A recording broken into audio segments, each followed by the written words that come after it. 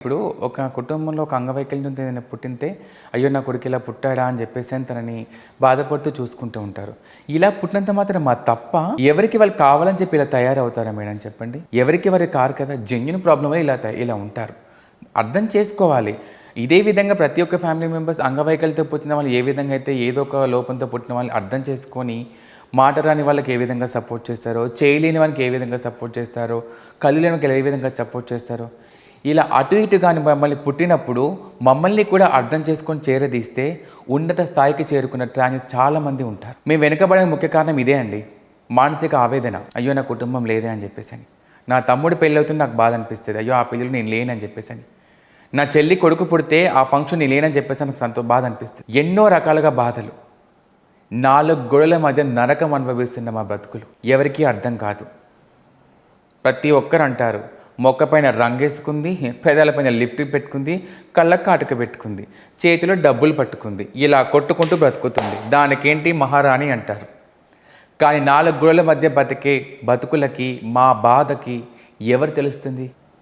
నేను కట్టుకున్న చీర వాల్యూ రేట్ ఎక్కువనే, కానీ ఇది ఎంత వాల్యూ పెట్టి కట్టుకున్నా సరే, కానీ నా మనసులో ఉన్న బాధ మాత్రం అంతకంటే ఎక్కువ. ఎందుకంటే అమ్మ ప్రేమ నోచుకోలేనని, తండ్రి ప్రేమ కావాలి అని, అన్నదమ్ములతో ఆడుకోవాలి, నా తమ్ముని పిల్లలతో నా అన్న పిల్లలతో అత్తమ్మ పెద్దమ్మ అని పిలిపించుకోవాలని చెప్పేసి నాకుండదా కోరిక? బలగం సినిమాలో మేడం ప్రతి ఒక్క అత్తని పిలుస్తారు, అక్కని పిలుస్తారు, మనవరాలను పిలుస్తారు, అందరినీ పిలుస్తారు.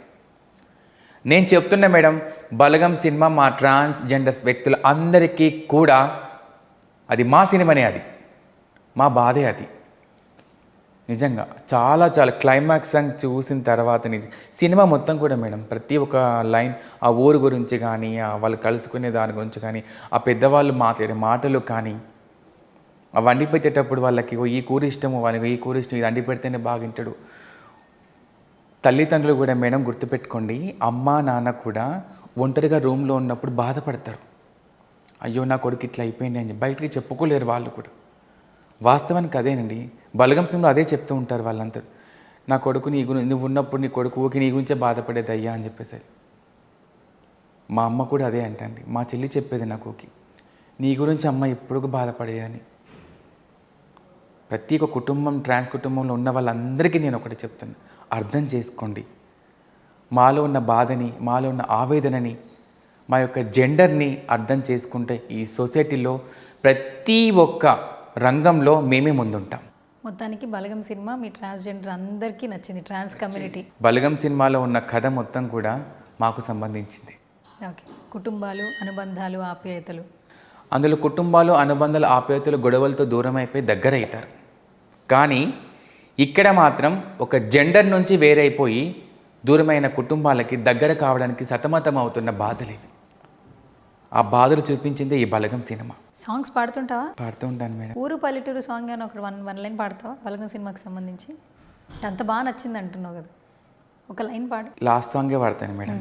అయ్యా కొమరయ్య అన్నప్పుడు, అయ్యా కొమరయ్య ఈ మాటలు నా నోటి నుంచి చెప్పిస్తున్నాయి కావచ్చు అయ్యా, అయ్యా నువ్వు నా మీదకే వచ్చావయ్యా, నాతో ఈ పలుకులు పలికిస్తున్నావయ్యా, నీ చెల్లిని చూడు అయ్యా కొమరయ్యా, ఆడదని అని పక్కకు పెట్టకు అవరయ్యా, ఒక్కగాను ఒక్క చెల్లిరా నా కొమరయ్యా, దాన్ని చక్కగా చూసుకోండిరా నా అయ్యా.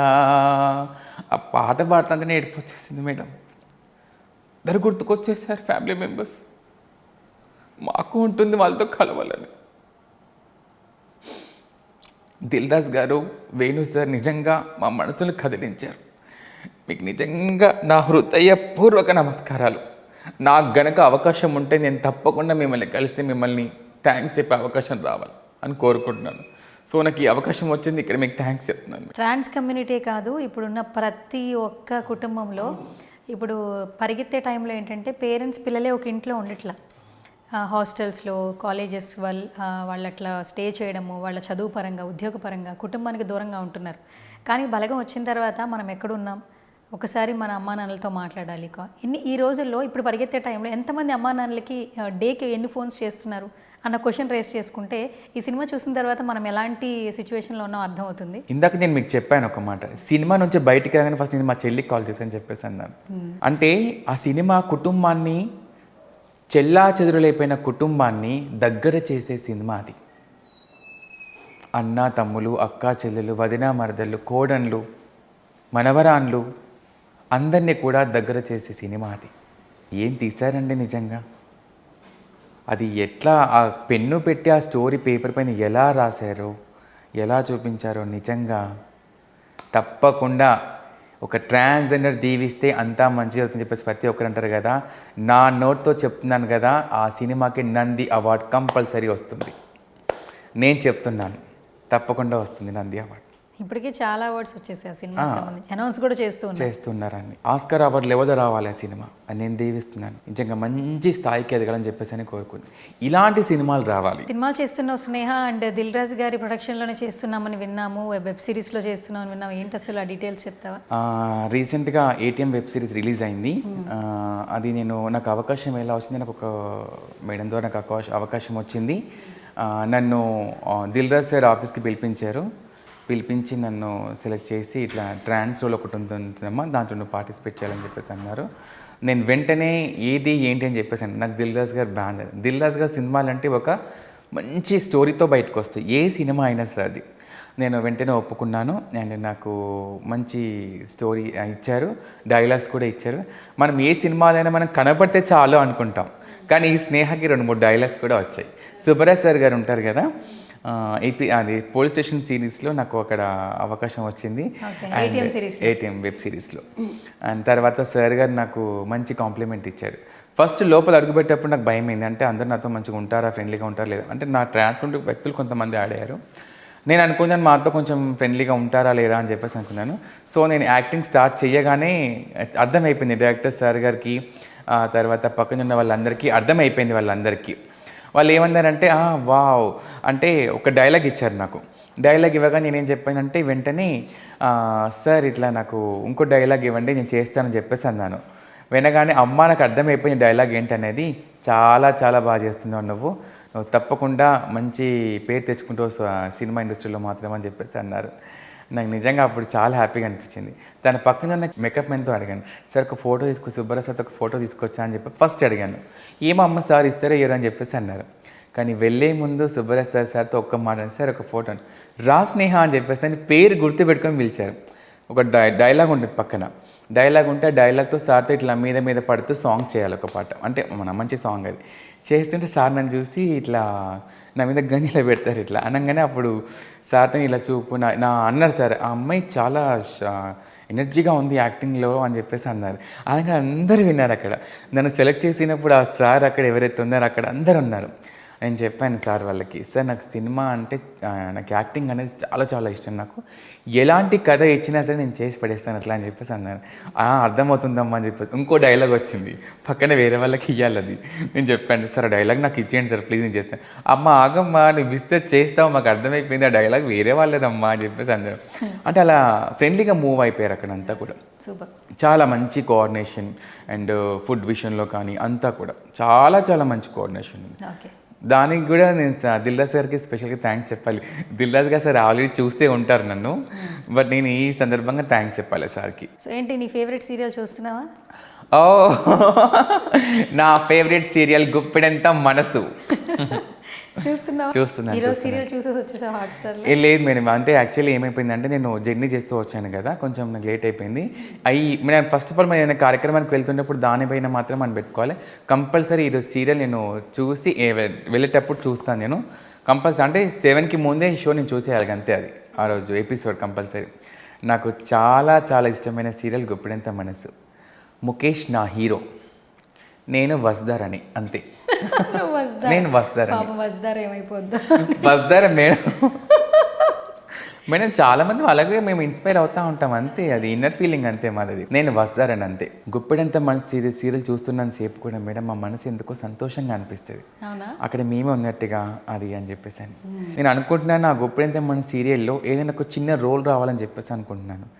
నాకు ఇది అయిపోయిన తర్వాత కనుక సార్ వాళ్ళు చూస్తారు, టీం కనుక చూస్తే నన్ను పిలుస్తారేమో అని చెప్పేసి అనుకున్నాను. వెయిట్ చేస్తున్నాను గుప్పెడంత మనసు టీం కలవడానికి అండ్ మీతో ఒక చిన్న రోల్ చేయడానికి నేను వెయిట్ చేస్తున్నా. ఆ రోల్ ఎలా ఉందంటే ముఖేష్తో సార్తో మాత్రమే చేసే రోలే ఉండాలి, నాకు వేరే రోల్ ఏమి ఇవ్వకండి ప్లీజ్. అందులో కూడా కండిషన్స్ అప్లై అనమాట. కండిషన్స్ కాదు, రిక్వెస్ట్ కండిషన్స్ ఇవి. Request conditions. Yeah request conditions ఇవి. ఓన్లీ ముఖేష్తో మాత్రమే. ముఖేష్తో ఉండాలి, ఇక తప్పదుగా పక్కన వజ్రం పెట్టేసేయండి, ఆమెతో ఉన్నా పర్లేదు. అప్పుడు తప్పదు వజ్దాన్ని పెట్టేసేయండి అంట, ఆ మీద ఆప్షన్ ఇచ్చింది వజ్దార కూడా. లేదు నిజంగా ఆ సీరియల్ చాలా మా టీవీలో నెంబర్ 1 సీరియల్ అది నిజంగా.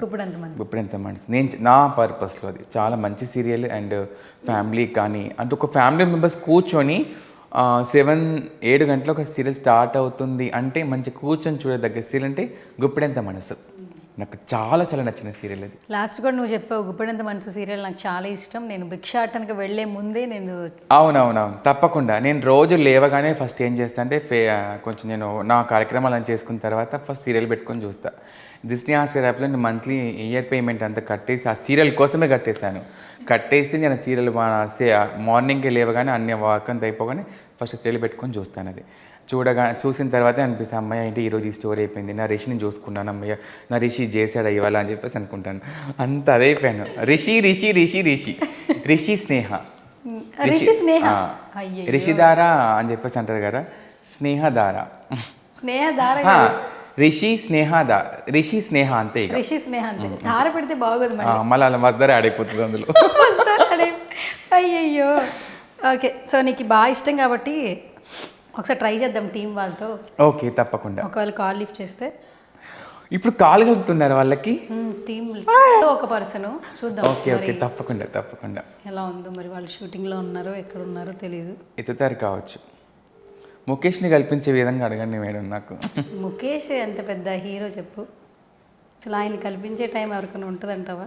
అప్పుడు చాలా ఫేమస్ అయింది అది గుప్పెడంత మనసుది, నాది ఒక ఛానల్లో వచ్చింది కదా. అబ్బా ఇంకొకసారి ట్రై చేస్తాను నీకోసం. చెయ్యండి మేడం. మేబీ షూట్లో ఉన్నట్టున్నారు. సో మన ఇంటర్వ్యూ అయ్యేలాగా మనం ట్రై చేద్దాం. ఒక్కసారి రిషితో అక్కడ ఉన్న హలో స్నేహ అంటే చాలు రిషి, ఈరోజు నీ ఫుడ్ కూడా తీసుకోండి ఇక. ఆ మాటలతో నేను ఫుడ్ ఎక్కడ నింపేసుకుంటా. ఓకే, అంటే ఆయన నోటి వెంట అంటే మేడం నేను అంత అట్రాక్ట్ అయిపోయినా సీరియల్కి. అంటే నాకు నేను ఒక అమ్మాయినే కదా మేడం, నా మనసు నేను అంత అమ్మాయిని కాబట్టి రిషిని చూడగా అలాంటి అబ్బాయిని కోరుకుంటాం మేము కూడా. నాకు అంత జెన్యున్ అబ్బాయి, అంత డిగ్నిఫైడ్గా ఉండే అబ్బాయి, ఆ ఫార్మల్స్లో నీట్గా, చెప్పలేను మేడం మాటల్లో. ఇక మావాడు చూడు సిగ్గుపడిపోతున్నాడు వెనకాల, ఎంత బాగా చెప్తుంది. ఇక్కడ టచ్ అయిపోయాడు మేడం నాకు రిషి.